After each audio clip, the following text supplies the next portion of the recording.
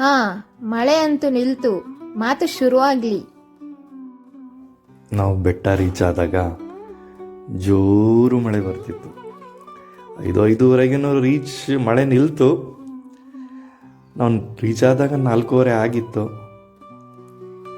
ಆದರೆ ಮಳೆಗೂ ಆ ಬೆಟ್ಟದ ಪ್ರಕೃತಿ ಸೌಂದರ್ಯಕ್ಕೂ ಅದ್ಭುತವಾದಾಗಿತ್ತು.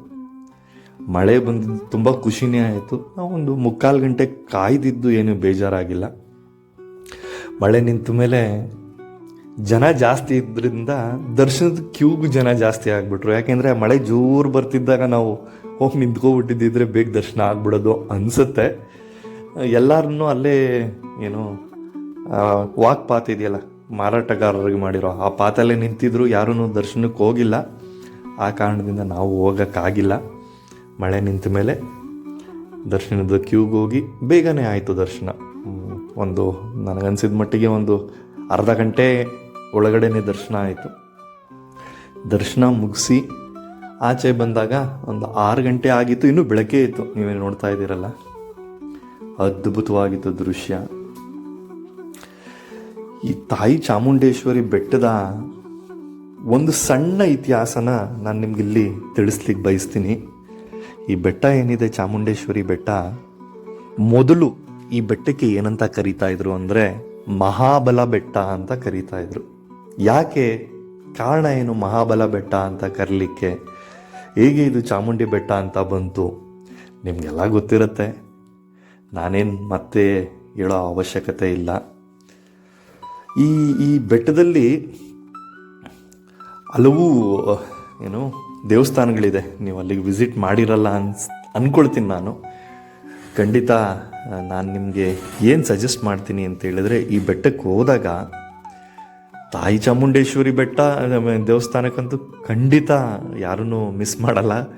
ಆದರೆ ನನ್ನ ಕೆಲವು ಸ್ನೇಹಿತರಿದ್ದಾರೆ, ನಿಮಗೆ ಬೆಟ್ಟಕ್ಕೆ ಹೋಗಿರ್ತಾರೆ, ಆ ರಶ್ ನೋಡ್ಬಿಟ್ಟು ಮುಂದೆ ಈಗ ಹೇಗೆ ಅಲ್ಲಿ ಕೆಲವರು ನಮಸ್ಕಾರ ಮಾಡ್ತಿದ್ದಾರೆ, ಹಂಗೆ ನಮಸ್ಕಾರ ಮಾಡಿಕೊಂಡು ಬಂದ್ಬಿಟ್ಟೆ ಇದ್ದಾರೆ. ಅದರಲ್ಲಿ ಆ ಥರನೂ ಆಗುತ್ತೆ ಕೆಲವು ಬಾರಿ. ಇದೆಲ್ಲ ಬಿಡಿ, ಬೆಂಗಳೂರಿಂದ ತಿರುಪತಿವರೆಗೂ ಹೋಗಿ ಆ ಕ್ಯೂ ನೋಡಿಬಿಟ್ಟು ಸ್ವಾಮಿ ನಿಮ್ಮ ಪಾದವೇ ಗತಿ ಅಂದ್ಬಿಟ್ಟು ಅಲ್ಲೇ ಆಚೆ ದೇವಸ್ಥಾನದ ಆಚೆನೇ ಎಷ್ಟೊಂದು ಜನ ಹಂಗೆ ಮಾಡಿದ್ದಾರೆ. ನೀವು ಹಂಗೆ ಮಾಡಿದರೆ ಕಮೆಂಟಲ್ಲಿ ಹಾಕಿ. ನಾನು ಅದನ್ನು ತಪ್ಪು ಸರಿ ಅಂತ ಹೇಳಲಿಕ್ಕೆ ಹೋಗಲ್ಲ. ಆ ಸಮಯ ಸಂದರ್ಭ ಕೆಲವರಿಗೆ, ಉದಾಹರಣೆಗೆ ಶನಿವಾರ ಹೋಗಿರ್ತಾರೆ, ಭಾನುವಾರ ದರ್ಶನ ಮಾಡ್ಕೊಂಬಂದ್ಬಿಡೋಣ ಅಂತ. ಆದರೆ ಸೋಮವಾರ ಅವ್ರ ಕಚೇರಿಗೆ ರಜಾ ಹಾಕಿರಲ್ಲ. ನಿಮ್ಗೆ ಗೊತ್ತಲ್ಲ, ಸಡನ್ನಾಗಿ ರಜಾ ಕೇಳಿದ್ರೆ ಯಾರೂ ಕೊಡಲ್ಲ. ಆ ಕಾರಣದಿಂದನೂ ಆಚೆನೇ ದರ್ಶನ ಬಂದ್ಬಿಡ್ತಾರೆ. ಸೊ ಹೀಗೆ ಬನ್ನಿ, ನಾನು ನಿಮಗೆ ಈ ಮೊದಲೇ ಹೇಳಿದಾಗೆ ಚಾಮುಂಡೇಶ್ವರಿ ಬೆಟ್ಟದಲ್ಲಿ ತಾಯಿ ಚಾಮುಂಡೇಶ್ವರಿ ಜೊತೆ ಮತ್ತೆ ಇನ್ನೂ ಹಲವು ದೇವಸ್ಥಾನಗಳಿದೆ ಅಂತ ಹೇಳಿದ್ನಲ್ಲ, ಅದ್ರ ಬಗ್ಗೆ ಸೊ ನಿಮಗೆ ಹೇಳ್ತಾ ಮುಂದೆ ಸಾಗೋಣ.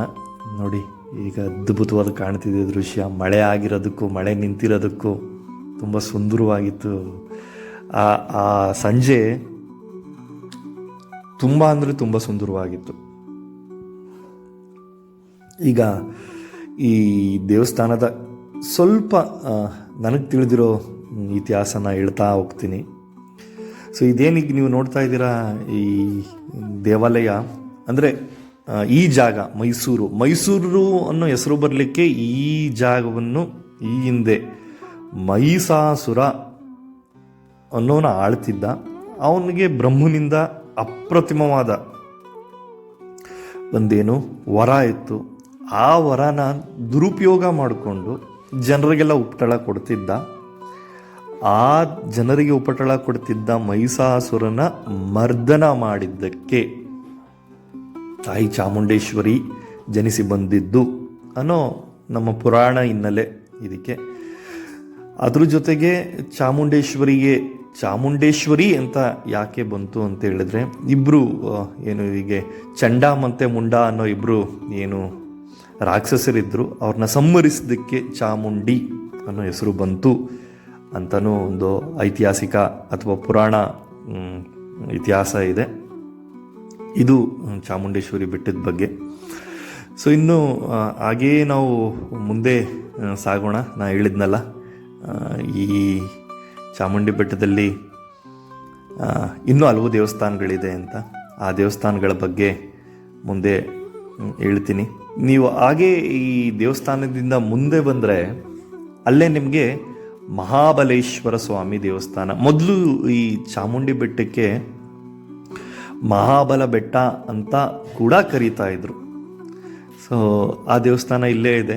ನೀವು ಹಲವರು ಅಲ್ಲಿಗೆ ಹೋಗಿರಲ್ಲ, ಆದರೆ ನಾನು ನಿಮ್ಗೆ ತೋರಿಸ್ತೀನಿ. ಅದೊಂದೇ ಅಲ್ಲ, ಇನ್ನೂ ಹಲವು ದೇವಸ್ಥಾನಗಳಿದೆ. ಇದು ಅಷ್ಟೇ, ಈಗೇನು ನಾನೀಗ ನಿಮಗೆ ತೋರಿಸ್ಲಿಕ್ಕೆ ಕರ್ಕೋಗ್ತಾ ಇದ್ದೀನಿ. ಆ ಮಹಾಬಲೇಶ್ವರ ಸ್ವಾಮಿ ದೇವಸ್ಥಾನ ಕೂಡ ಒಳಗೆ ಅದ್ಭುತವಾಗಿದೆ. ಈ ಮಹಾಬಲೇಶ್ವರ ಸ್ವಾಮಿ ದೇವಸ್ಥಾನ ಏನಿದೆ, ಇದು ಚಾಮುಂಡಿ ದೇವಸ್ಥಾನಕ್ಕಿಂತ ಹಳೆಯ ದೇವಾಲಯ. ಅಂದರೆ ಸುಮಾರು 10ನೇ ಶತಮಾನದಲ್ಲಿ ಗಂಗರ ಕಾಲದಲ್ಲಿ ಆಗಿದೆ ಅನ್ನೋದು ಈ ದೇವಸ್ಥಾನದ ಒಂದು ಪ್ರತೀತಿ. ಅದ್ರ ಜೊತೆಗೆ ಈ ದೇವಸ್ಥಾನದ ಒಳಾಂಗಣನೂ ಅಷ್ಟೇ ತುಂಬ ಅಂದರೆ ತುಂಬ ಸುಂದರವಾಗಿದೆ. ನೀವು ಅಲ್ಲಿನೂ ನೀವು ತಾಯಿ ಚಾಮುಂಡೇಶ್ವರಿ ದರ್ಶನ ಮಾಡಿದ ನಂತರ ಖಂಡಿತ ನಾನು ನನ್ನೆಲ್ಲ ವಾಹಿನಿಯ ಚಾನೆಲ್ನ ಸಬ್ಸ್ಕ್ರೈಬರ್ಗಳಿಗೆ ಹಾಗೂ ಕನ್ನಡಿಗರಿಗೆ ಕೇಳ್ಕೊಳ್ಳೋದೇನು ಅಂದರೆ, ಈ ದೇವಸ್ಥಾನಕ್ಕೂ ಮಿಸ್ ಮಾಡದೆ ನೀವು ಭೇಟಿ ಕೊಡಿ. ನಾನು ಯಾವುದೇ ನನ್ನ ವಿಡಿಯೋದಲ್ಲಿ ದೇವಸ್ಥಾನದ ಒಳಾಂಗಣವನ್ನು ಚಿತ್ರೀಕರಣ ಮಾಡೋದಿಲ್ಲ, ನಿಮಗೆ ತೋರಿಸೋದಿಲ್ಲ. ಯಾಕೆ ಅಂತ ಹೇಳಿದರೆ, ನೀವು ಬಂದು ನೋಡಬೇಕು. ಎಲ್ಲ ನೀವು ಇಲ್ಲೇ ವಿಡಿಯೋದಲ್ಲಿ ನೋಡಿಬಿಟ್ರೆ ಆ ಅನುಭವ ನಿಮ್ಗಾಗಲ್ಲ. ಅದಕ್ಕೆ ನಾನು ಇಲ್ಲಿಗೆ ಸ್ಟಾಪ್ ಮಾಡಿ ದೇವಸ್ಥಾನದ ಒಳಗಡೆ ಹೋಗಿ ಮಹಾಬಲೇಶ್ವರನ ದರ್ಶನ ಮಾಡಿಕೊಂಡು ನಂತರ ಈ ವಿಡಿಯೋನ ಮುಂದುವರಿಸ್ತೀನಿ. ಸೊ ಒಳಗಡೆ ಹೋಗಿ ದರ್ಶನ ಮಾಡ್ಕೊಬರ್ತೀನಿ. ಅಲ್ಲಿವರೆಗೂ ಒಂದು ಸೆಕೆಂಡ್ ವೆಯ್ಟ್ ಮಾಡಿ. ದರ್ಶನ ಮುಗಿಸ್ಕೊಬಂದೆ. ಸೊ ಇನ್ನು ಬೆಟ್ಟದ ಮೇಲೆ ಈ ಏಕಶಿಲಾ ನಂದಿ ಕೂಡ ಇದೆ. ನೀವು ಅಲ್ಲಿಗೂ ವಿಸಿಟ್ ಮಾಡಿ. ಈಗ ನೀವು ಬೆಟ್ಟಕ್ಕೆ ಬರ್ತೀರಾ ಅಂತ ಹೇಳಿದರೆ, ನಿಮಗೆ ಕಳೆದ ವಿಡಿಯೋದಲ್ಲಿ ನೋಡಿದರೆ ಎಷ್ಟು ದಾರಿಗಳಿದೆ ಅಂತ. ಆ ಎಷ್ಟು ಹಲವು ದಾರಿಗಳಲ್ಲಿ ಒಂದು ದಾರಿಯಲ್ಲಿ ಈ ನಂದಿನೂ ಕೂಡ ಇದೆ. ನೀವು ಮೆಟ್ಲಲ್ಲೇ ಹತ್ಕೊಬಂದರೆ, ಕಾಲ್ನಡಿಗೆಯಲ್ಲಿ ಹತ್ಕೊಬಂದರೆ ಅಲ್ಲಿ ನಂದಿ ದೇವಸ್ಥಾನ ಕೂಡ ಸಿಗುತ್ತೆ. ಅದ್ರ ಜೊತೆಗೆ ನೀವು ಇಲ್ಲಿ ಉಳ್ಕೊಳ್ಳಿಕ್ಕೆ ಹಲವು ಮಠಗಳಿವೆ. ಮಠಗಳ ಅನ್ನೋದಕ್ಕಿಂತ ಅವು ಚೌಟ್ರಿಗಳು ಅನ್ಕೋಬೋದು. ಆ ಥರದ ಮೇಲ್ಗಡೆನೂ ನಿಮಗಿದೆ, ಅಲ್ಲೂ ನೀವು ಉಳ್ಕೋಬೋದು. ನೋಡಿ, ಇಲ್ಲಿ ನಾನೇನು ತೋರಿಸ್ತಾ ಇದ್ದೀನಿ ಆ ದೇವಸ್ಥಾನ ಕೂಡ ನೀವು ನೋಡಿದ್ರಿ. ಇದು ದೇವಸ್ಥಾನದ ಹಿಂಭಾಗದಲ್ಲಿ ನೀವು ಸಂಜೆ ಹೊತ್ತು ನನಗೂ ತುಂಬ ಇಷ್ಟ ಆಯಿತು. ಆ ಸಂಜೆ ಆ ದೇವಸ್ಥಾನದ ಹಿಂಭಾಗದ ಮೆಟ್ಟಿಲು ನೋಡಿ, ಹಸು ಯಾರ್ದೋ ಕಾರನ್ನು ಹೂವು ಮೇಯ್ತಿದೆ.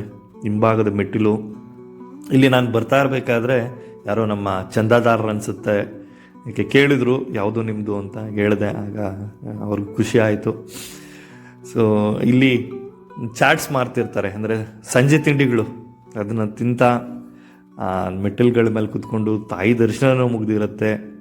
ಅದ್ಭುತವಾಗಿರುತ್ತೆ ಆ ದೃಶ್ಯ. ಸೊ ನಾನು ಯಾವಾಗಲೂ ಎಲ್ಲರಿಗೂ ಸಜೆಸ್ಟ್ ಏನು ಮಾಡ್ತೀನಿ ಅಂದರೆ, ನೀವು ಯಾವುದೇ ದೇವಾಲಯಕ್ಕೆ ಹೋಗಿ ಅಲ್ಲಿ ನಿಮ್ಮ ಸಮಯನ ಕಳೀರಿ. ಹಿಂಗೆ ಬಂದ್ಬಿಡ್ಬೇಡಿ. ಅಲ್ಲಿ ಪ್ರಕೃತಿ, ಅಲ್ಲಿ ವಾತಾವರಣ, ಅಲ್ಲಿರೋ ಜನ, ಅಲ್ಲಿ ಹೇಗಿರುತ್ತೆ ಇದರದ್ದೆಲ್ಲ ಅನುಭವ ಆಗುತ್ತೆ. ನೀವು ಒಂದು ಕಡೆ ಹೋದ್ರಿ ಅಂದರೆ, ಇಲ್ಲಿ ಅದರಲ್ಲೂ ನಾನು ಈ ಚಾಮುಂಡಿ ಬೆಟ್ಟಕ್ಕೆ ಸಂಜೆ ಮೇಲೆ ಹೋದರೆ ಅದ್ಭುತವಾಗಿರುತ್ತೆ. ಯಾಕೆ ಅಂತೇಳಿದ್ರೆ, ನೀವು ವಾಪಸ್ಸು ಬರಬೇಕಾದ್ರೆ ಬೆಟ್ಟದಿಂದ ಮೈಸೂರಿನ ಅರಮನೆಯ ದ್ವೀಪಾಲಂಕಾರನ ಆನ್ ಮಾಡಿರ್ತಾರೆ.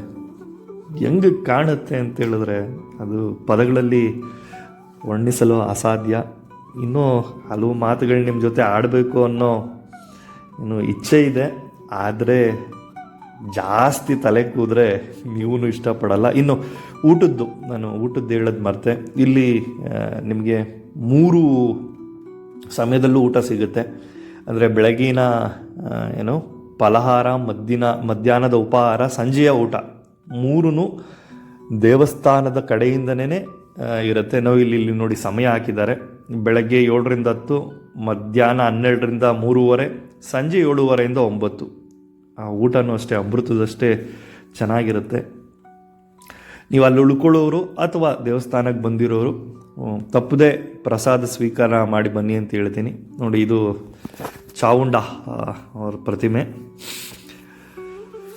ಈ ಪ್ರತಿಮೆ ತೋರಿಸ್ತಾ ಈ ವಿಡಿಯೋನ ಇಲ್ಲಿಗೆ ಕೊನೆಗೊಳಿಸುವ. ಮತ್ತೆ ಇನ್ನೊಂದು ವಿಡಿಯೋ ಜೊತೆ ಖಂಡಿತ ನಿಮ್ಮನ್ನೆಲ್ಲ ಮತ್ತೆ ಸಂಧಿಸ್ತೀನಿ, ನಿಮ್ಮೆಲ್ಲರ ಜೊತೆ ಮತ್ತೆ ಮಾತಾಡ್ತೀನಿ. ಅಲ್ಲಿವರೆಗೂ ತಾಯಿ ಚಾಮುಂಡೇಶ್ವರಿ ನಿಮ್ಮೆಲ್ಲರಿಗೂ ಪ್ರತಿಯೊಬ್ಬರಿಗೂ ಆರೋಗ್ಯ. ಮತ್ತೊಮ್ಮೆ ಸಿಗೋಣ. ಧನ್ಯವಾದ.